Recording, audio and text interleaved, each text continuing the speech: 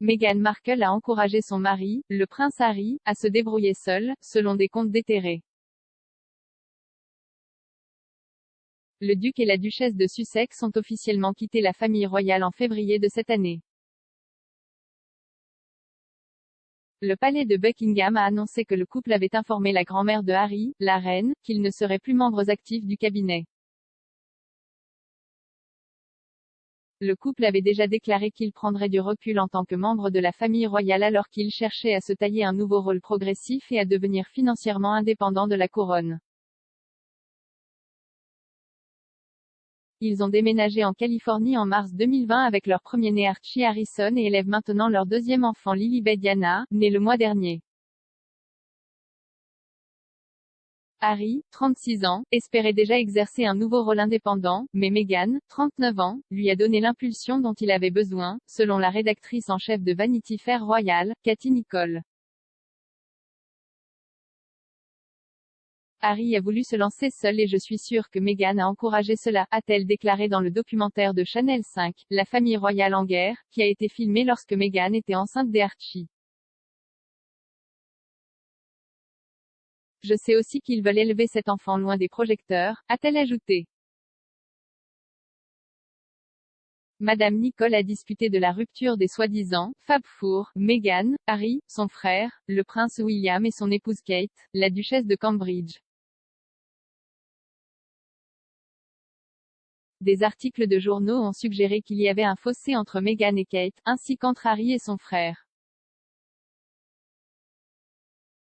Une allégation alléguait que Meghan avait réduit Kate aux larmes lors d'une robe de demoiselle d'honneur adaptée à sa fille, la princesse Charlotte, à l'approche du mariage de la duchesse de Sussex avec Harry en 2018. Cependant, Meghan a nié les affirmations lors de l'interview explosive d'elle et des Harry donnée à l'animatrice de talk-show américaine Oprah Winfrey, qui a été diffusée en mars. Interrogée sur l'incident, Meghan a déclaré que l'inverse s'était produit, expliquant qu'avant le mariage, c'était elle qui avait pleuré et avait été blessée parce que Kate avait été bouleversée par quelque chose.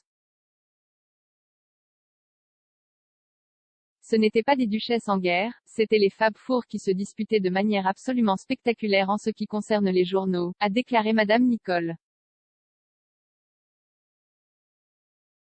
L'année dernière, Harry et Meghan ont quitté leur maison à Frogmore Cottage à Windsor et ont déménagé dans un manoir à Montecito, en Californie, où ils vivent actuellement. Les Sussex ont depuis lancé un certain nombre de projets alors qu'ils cherchent à favoriser une nouvelle vie en dehors de la famille royale. En septembre, le duo a signé un accord avec le géant du streaming Netflix, dont la valeur serait de 100 millions de dollars, 72 millions de livres sterling.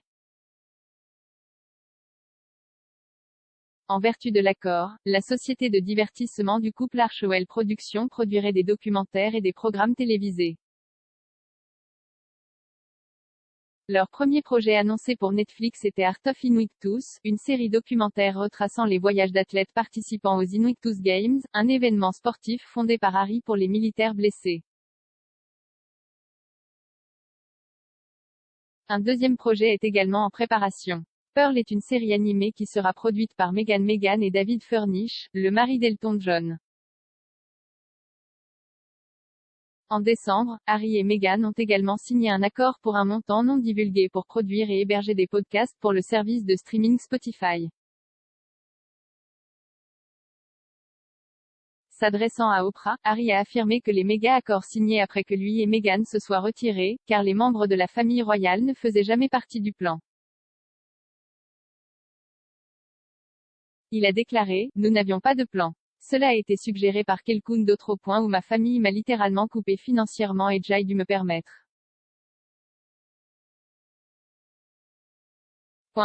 Offrez-nous la sécurité. Cette semaine, Harry a également confirmé qu'il publierait ses mémoires l'année prochaine.